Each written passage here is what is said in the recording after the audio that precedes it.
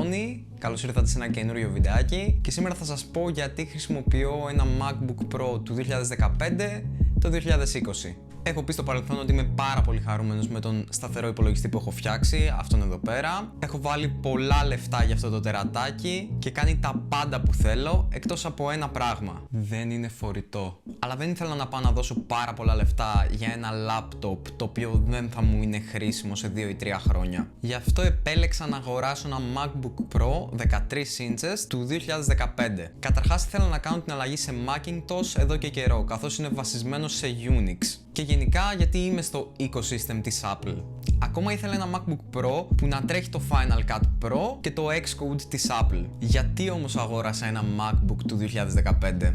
Short answer, γιατί ήταν εντός του budget μου. Αλλά υπάρχουν και άλλοι λόγοι για τους οποίους πήγα σε αυτό το μοντέλο και όχι σε κάτι πιο καινούριο. Από άποψη hardware είναι κάπως παλιό, καθώς έχει μόνο έναν διπύρινο επεξεργαστή J5 στα 2,7 GHz με Turbo Boost στα 3,1 GHz. Ακόμα έχει 8 GB LPDDR3 μνήμη RAM και το συγκεκριμένο μοντέλο ήταν με 128 GB SSD storage. Το καλό ήταν ότι υποστηρίζει αναβάθμιση SSD, οπότε έχω βάλει πλέον 1 TB SSD στη Toshiba και δεν έχω κανένα πρόβλημα. Αλλά όσοι ξέρουν την Apple, ξέρουν ότι το hardware ποτέ δεν έπαιζε πολύ σημασία για την εταιρεία. Καθώς ακόμα και σήμερα πουλάει MacBook με το ίδιο configuration όπως έχω εγώ. Όπως το MacBook Air του 2020. Σίγουρα έχει πιο καινούριο επεξεργαστή, αλλά είναι πάλι διπύρινος με 8 GB RAM.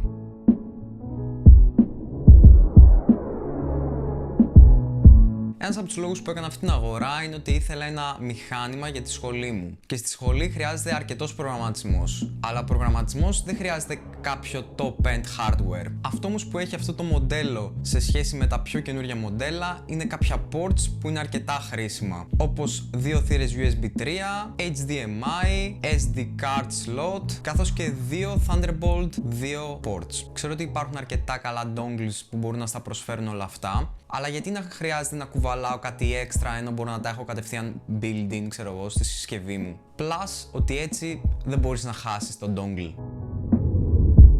Ο δεύτερος λόγος που αγόρασα αυτό το laptop ήταν το Final Cut Pro. Ήθελα να το μάθω γιατί είχα ακούσει πάρα πολύ καλά λόγια γι' αυτό και γενικά είχα βαρεθεί το Adobe Premiere και το Sony Vegas.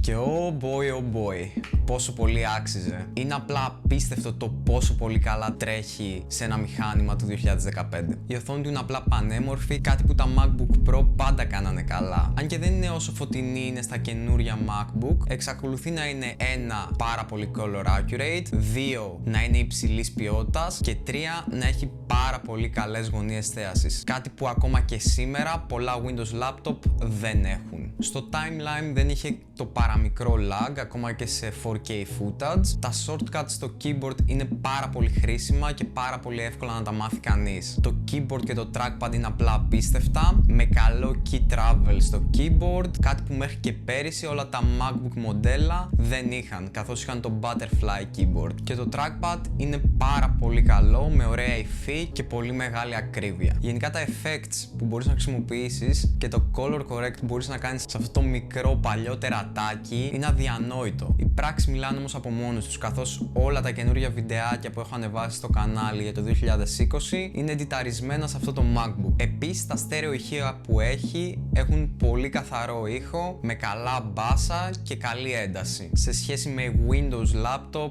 είναι η μέρα με τη νύχτα. Σίγουρα ένα κομμάτι που υστερεί επειδή είναι παλιό είναι το rendering, αλλά δεν με πολύ πειράζει. Για παράδειγμα, το τελευταίο βίντεο που έκανα με το review του Flex, μπορείτε να το τσεκάρετε πατώντας εδώ πάνω, είναι 11 λεπτά και μου πήρε 25 λεπτά για να το κάνει export.